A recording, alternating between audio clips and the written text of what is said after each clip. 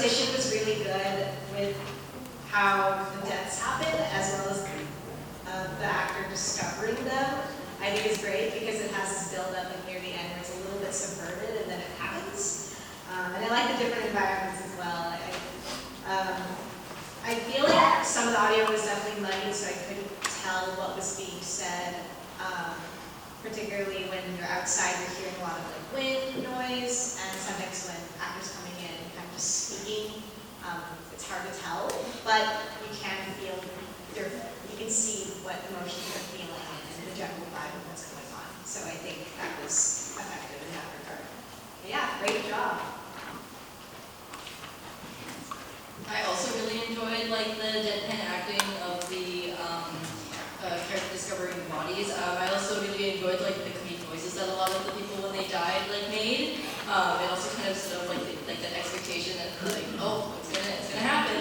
And also with the sound levels, they are just a little loud, and that sometimes it's just like when you hear the door closing or like with the wind, it's really hard to hear like the actors, and sometimes when they are talking, it's a little loud.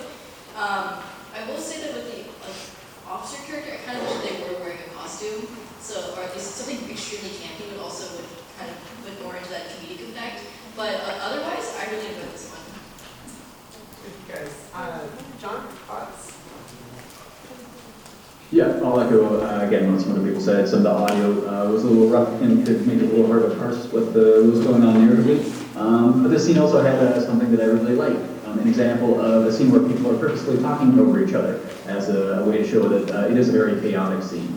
And that's something that usually directors are very, very loath to do because, of course, the people talking over each other can make it hard to tell what any individual is saying. But if the scene is less about what the individual is saying, more about the group energy and everybody being in chaos and trying to talk over each other, then that's a great illustration of the chaos of that sort of situation. And most directors would not think to do that until very, very far along in their careers.